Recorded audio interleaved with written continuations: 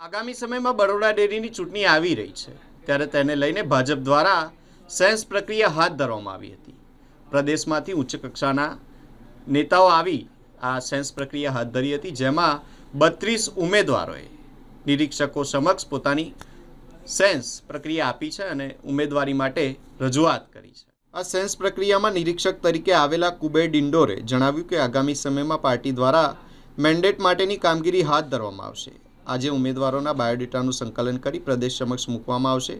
વડોદરા અને છોટાઉદેપુરના સંગઠન સાથે લઈને આગળ વધવામાં આવશે, તેમજ અત્યાર સુધી કોઈપણ ઉમેદવારે વિરોધ નોંધાવ્યો નથી। સૌને મારા નમસ્કાર।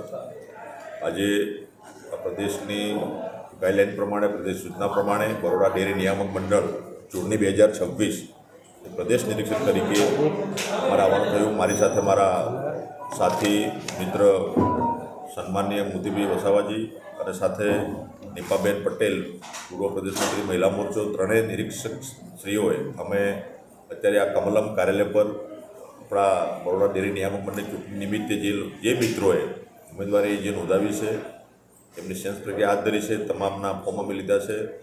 પોતે જે ઉમેદવારી નોંધાવી છે તમામે પોતાના અભિપ્રાય આપ્યા છે।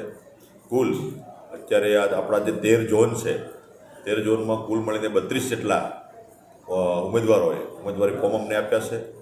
આવતીકાલે આમ તો છેલ્લી તારીખ છે ફોર્મ ભરવાની, પછી જનરલી વેરિફિકેશન 28 તારીખે 18/3 ચૂંટણી થવાની છે।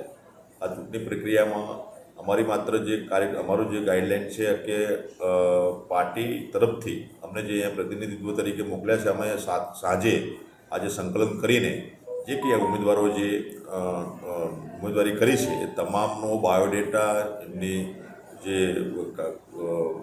જવાબદારી પાર્ટીમાં જે કામગીરી કરેલી છે, પૂર્વ આપણા કોર્પોરેટ મિત્રો પણ છે, એ તમામની સૂચિ બનાવીને અમારી જવાબદારી છે પ્રદેશમાં સુપરત કરવાની। એ કાર્યવાહી અમે 3 મિત્રો સાથે મળીને એ પૂર્ણ કરીશું અને સંકલન સાથે મળીને છોટાઉદેપુર અને આપણું વડોદરા બંનેના સંગઠનના પ્રમુખ મહામંત્રીશ્રીઓ અને તાલુકા મંડળના આપણા પ્રમુખ મહામંત્રીશ્રીઓ, સિનિયર કાર્યકર્તાઓ બધાને સેન્સ પ્રક્રિયા અમારે લઈને એમને જે રિપોર્ટિંગ જે થશે એ પૂરેપૂરું અમે પ્રદેશમાં જમા કરાવીશું।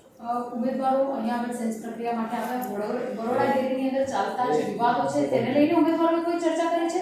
ખાસ કરીને મેન્ડેટનો પણ વિરોધ કર્યો હતો દિન મોહમ્મદ દ્વારા, તેઓ પોતે પણ અહીંયા આગળ હાજર રહ્યા। અમારી પાસે એવી કોઈ વિરોધ પણ નથી કર્યો, પોતે પોતાની માંગણી કરી છે અને એવો વાદ વિવાદ જે કંઈ નાનો મોટો હોય એ અમારી પાસે કોઈ અહીંયા રજૂ કર્યો નથી। અમારી પ્રક્રિયા માત્ર ફોર્મ લઈ અને એમની ઉમેદવારી જે કરવાની છે એ પ્રક્રિયા અમે હાથ ધરી છે। અત્યાર સુધી જોવાનું આવ્યું છે કે સરકારી ક્ષેત્રની અંદર રાજકીય પક્ષની સંસુપાત રહેતી નથી હોતી, તો શું આ વખતે નવા કોઈ ઉમેદવારો મળશે ખરા બરોડા ડેરીને? એ આપનો ભ્રમ છે।